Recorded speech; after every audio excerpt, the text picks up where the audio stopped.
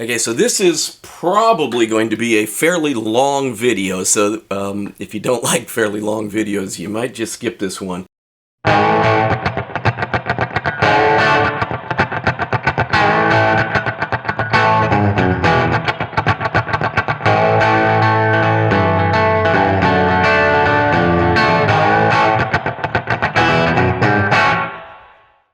I had a question that came in on one of the blogs that I write that basically said, what is the difference between a 1957 PAF, which is kind of the PAF Generation 1, and a 59 PAF, which is basically the PAF Generation 2. So in a nutshell, the difference is that the first generation has an Alnico 2 bar magnet, that's the composition of aluminum, nickel, and cobalt. And the Generation 2 has a slightly more magnetically powerful Alnico 5 magnet in it. Other than that, the specs for the pickups were exactly the same. And by that I mean the exact same wire, the exact same numbers of turns of wire with the same tension, the same pattern. These were machine wound pickups, so it's not like there was a hand scatter pattern in there or whatever. And my PAFs, I also wind on a machine for what it's worth. Quick sidebar here. I truly feel that single coil pickups have to be wound by hand, and you have to really know what you're doing. There's just something about the complexity that a hand-wound single coil pickup can get that I've never been able to quite reproduce on a machine. And I've got this great CNC machine where you can actually record your hand movements and play it back. Still not the same. However, with a dual coil humbucker, the importance is kind of in all of the ingredients combined, and I have not been able to come up with a hand wind scatter pattern that I've ever found is better than straight up machine wind. So just like the original Gibsons and everybody that's making reproductions, I also do my PAFs on a machine. So there you go. But it's all about the type of wire, the tension on the wire, how many turns, and then the magnets. And today we're really talking about the magnets, okay? And so when we're talking about the difference between the Alnico 5 and the Alnico 2 magnets, we're actually talking about this little bar magnet that's underneath here. I'm going to grab some spec sheets and show you what the differences look like on paper, okay? I'll be right back. As promised, spec sheets. All of the pickups that I make, by the way, come with what I call their birth certificate that tells you about what the specs are and what the ingredients are, right? How many turns of wire are on each bobbin, what kind of wire it is, what type of magnet it is, and often I will put the final actual Gauss reading in millitesla as measured at the pole pieces on here. So this is the 1957. This is version 1 of the PAF, and it has the Alnico 2 magnets. Right? Now, for instance, if you'll look at the resistance on the neck and the bridge, you'll see I've got 7.8K and 7.9K. And the Hernies of induction, which is the most important number, the neck has 4.9 and the bridge has 5.2 Hernies of induction. Okay, so these are important numbers to remember, right? They're wound with exactly the same amount of wire and the same type of wire with the same tension as this set. This is the 59 Alnico 5 set. And you will notice that we actually have 4.6 Hernies on the neck and 5.0 Hernies on the bridge pickup. Resistance is temperature dependent, okay? So that's important to remember. I hate, and I've got a blog on this, I hate people judging pickups by the K rating. They think they know what they're talking about. Man, all that tells you is how much resistance there is for an electron to travel from one end of that coil to the other, right? You could take the magnets out of the darn thing. You could take the pole pieces out of the darn thing, and the resistance would still measure the same. And it wouldn't even be a pickup anymore. It would just be a coil, right? Okay? So, there's so many factors that play into that K number, that amount of resistance. All that is a measurement of how much, resistance the coil puts up as the electrons try to travel from one end of it to the other, okay? And again, that has nothing to do with the way the pickup's going to sound when all is said and done, because it doesn't take into account everything else. The amount of, ferric material in the pickup, the amount of Gauss, my gosh, the gauge of the wire, right? Which is, so the more important number is the induction number, right? Which you'll notice, again, 5 Hernies on the bridge, 4.6 on the neck on this 59 PAF, okay? Now check this out. The earlier 57, we've got 4.9 and 5.2. Yes, that's correct. There's a little bit more induction off of the Alnico 2 magnets. That's normal. There's a little bit more ferric material in that magnet, which means it's going to have a little bit higher induction. What that means is the pickup is going to have a little bit more of a bolder, darker sound, right? Whereas the Alnico 5 has a little bit less induction, but the Alnico 5 does have more Gauss. It has more honest-to-goodness magnetic pole. This is actually the little meter that I use to measure Gauss, and it does in fact measure in milliteslas, right, or thousandths of a Tesla, or thousandths of a Gauss. And this dual black bobbin is the PAF wound to 1957 specs, which means it's got the Alnico 2 sandcast magnet in it. I'll see if I can get this to where you guys can actually read it. If not, I'll read it for you, okay? How are we doing there? I don't even know if you can see that or not. I really don't. But we're getting, 200 to 225 millitesla. This, with the zebra bobbins, is a 59, which means it's got the Alnico 5 magnet in it. If we measure the Gauss on this, it's kind of hard for me to do this for the camera. Sorry, guys. But we're up to about 350, 320, 350. So, good bit more Gauss, right? So there you go. The Alnico 5 has more magnetic pole, but yet it has less induction. Okay, so what that means is that your Alnico 5 PAF, as a general rule of thumb, is going to be a little bit brighter than the Alnico 2 PAF. Okay? Obviously, lots of other combinations of things come together to create the sound of the pickup. That's the big deal, though, as far as the difference goes.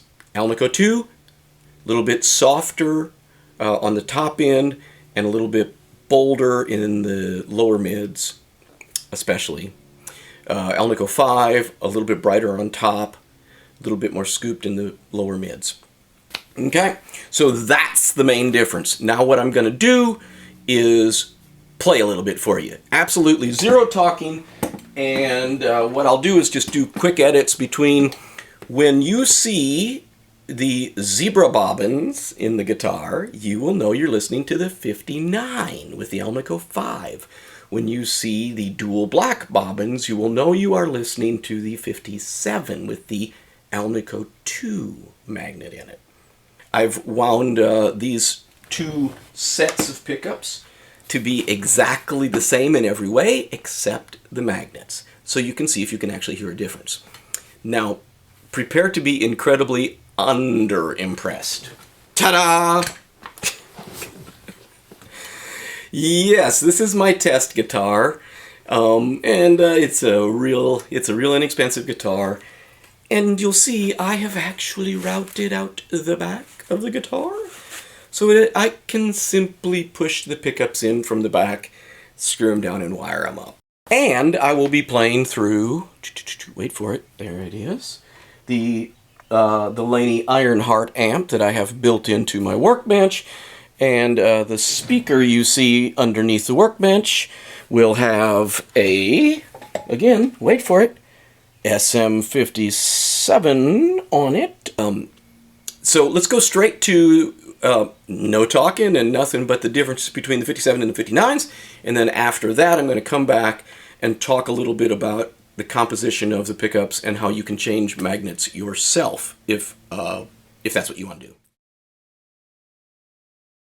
So one thing I should note is that I am only going to use the clean setting from the Laney and the drive channel from the Laney. That's it. When you're hearing clean and overdriven tones, it is guitar, cable, amp. And in case I failed to mention it, the speaker in this cabinet, which is a third open back cabinet, it's not a very big cabinet, is the WGS 12L, which is the WGS version of the EVM 12L. So made in beautiful Paducah, Kentucky. That's it. Okay. Hey, and again, with this guitar, I can definitely tell you any of these pickups will sound better in your guitar. Oh, one other thing I might mention too. These are in fact not the pickups that I brand with my own Von Scow logo. These are the ones that are full-on reproductions that just get the patent applied for sticker on them that I provide for dealers in the Nashville area that are in fact restoring historic guitars. Oops, almost forgot the disclaimer.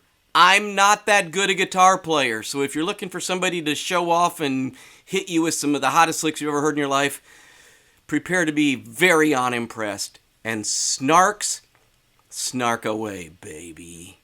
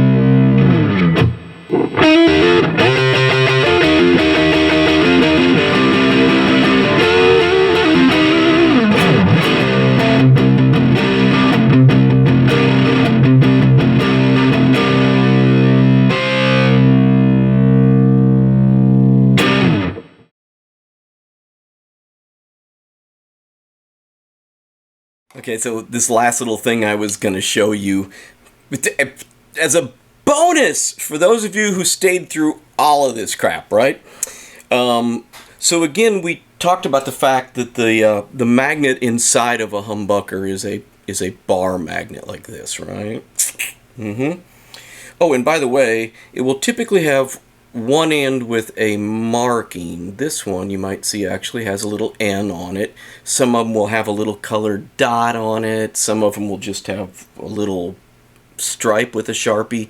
The mark is usually on the north side. So if north is on this side, then of course south is on this side. Okay, now then, if you, on the back of your humbucker, just loosen up these 4 little screws, just a few turns each, being careful, of course. If you just loosen those little screws up and kind of, you know, pull the bobbins out a little ways, then you can pretty easily, and I start from the side that has the wires on it that connect together, and push the magnet out the other side, right? See? And then you can just pull it out. Okay? And now, if you wanted to, I could take a different magnet and slide it in. Again, typically speaking, the slugs have the north side on them, and the screws are charged with the south side of the magnet. So I would look at the north side on my little magnet and put it on the slug side, slide it back in, tighten my screws down, and now I've just changed this pickup from an Alnico 5 to an Alnico 2.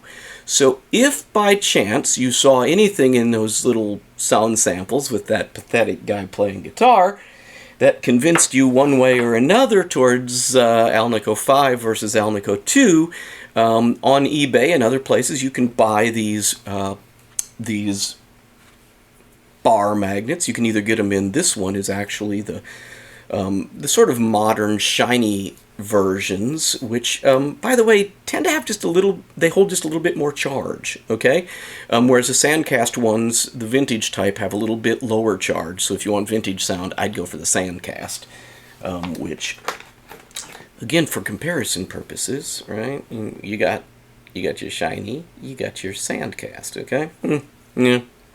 Some people call this polished.